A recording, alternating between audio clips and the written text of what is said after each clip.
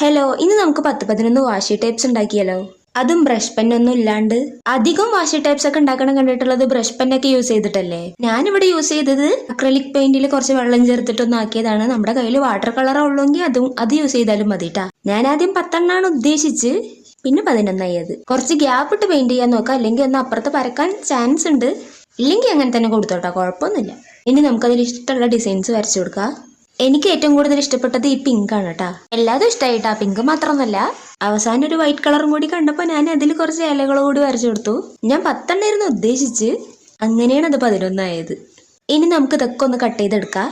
ഇനി ഈ വാഷി ടൈപ്സിന് കുറച്ചും കൂടി നീളം വേണമെന്നുണ്ടെങ്കിൽ നമ്മൾ പെയിന്റ് അടിക്കില്ലേ, ആ സമയത്ത് തന്നെ 2 A4 ഷീറ്റ് ഒന്ന് ഒരുമിച്ച് വെച്ചിട്ടൊന്ന് നീളം കൂട്ടിയിട്ട് പെയിന്റ് അടി തുടങ്ങിയാൽ മതി കേട്ടാ. ഇനി അതൊന്ന് റോൾ ചെയ്ത് വെക്കാനായിട്ട് നമുക്ക് ബെൽറ്റിലൊക്കെ ഉണ്ടാവില്ല ഒരു സംഭവം, അതുപോലത്തെ ഒന്ന് ഉണ്ടാക്കണം.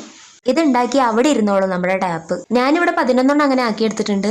ഇനി നമുക്കിത് ബുക്കിലേക്കൊന്ന് ഒട്ടിച്ചൊന്ന് പരീക്ഷിച്ച് നോക്കാം. അപ്പൊ ചാനൽ ഇഷ്ടപ്പെട്ടാ സബ്സ്ക്രൈബ് ചെയ്യാൻ മറക്കണ്ട, ലൈക്കും കൂടി ചെയ്തോട്ടാ. ബൈ.